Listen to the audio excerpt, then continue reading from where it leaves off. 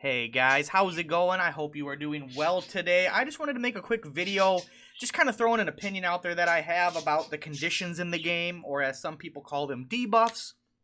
And these three debuffs, or conditions, I feel are very, very strong, and some people underutilize them, and obviously the later you get in the game, the more viable these are.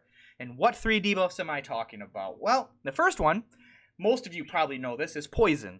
I feel poison is the best debuff condition in the game. It scales with level, it scales always, and is always useful. And if you can spread more poison, the better.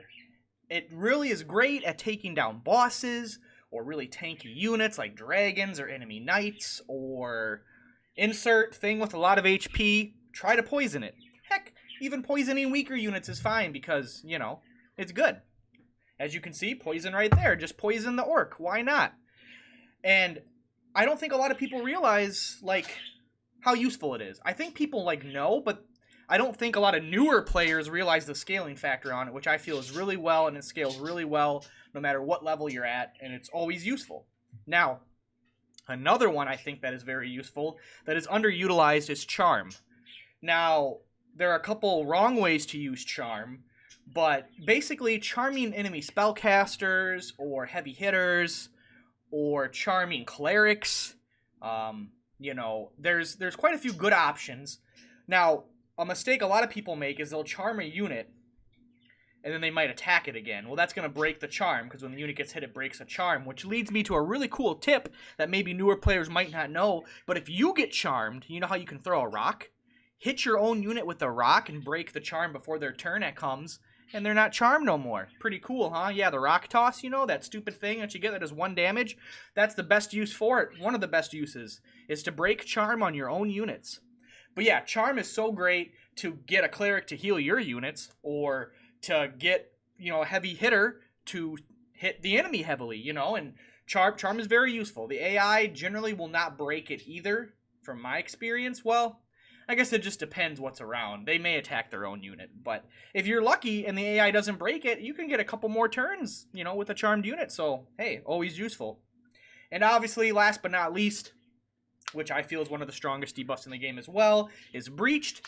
Obviously, if anybody doesn't know what Breach does, it just makes enemies' defenses all lowered. That is magical and physical defense. Take a hit, and you're able to deal more damage. Obviously, Breach is a must-have on bosses, whether it be through an item, or a weapon proc, or a skill.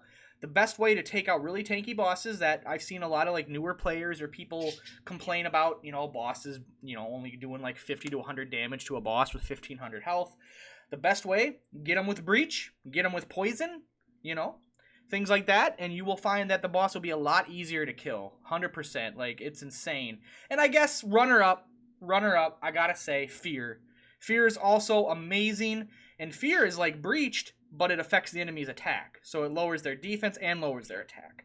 I gotta throw Fear in. I don't know. Maybe Fear's number 3. I don't know. It's really hard. With these 4, it's so hard to kind of put which ones I prefer over. But I almost forgot about Fear. I wasn't even going to talk about Fear, but it just popped into my head. Yeah, Terror Knight, I always have one. And he's always on the front lines because I just love Fear. It is so strong, and I've been crippled by enemy Terror Knights. I've literally had 3 or 4 units afflicted, and I'm dealing, like, no damage. Like, literally, like, almost single digits, and I'm just getting hit harder, and it's insane. Fear is amazing. Fear might be probably the best even, I don't know. But yeah, honorable mention to Fear, number 4, I guess, out of a top 3 video.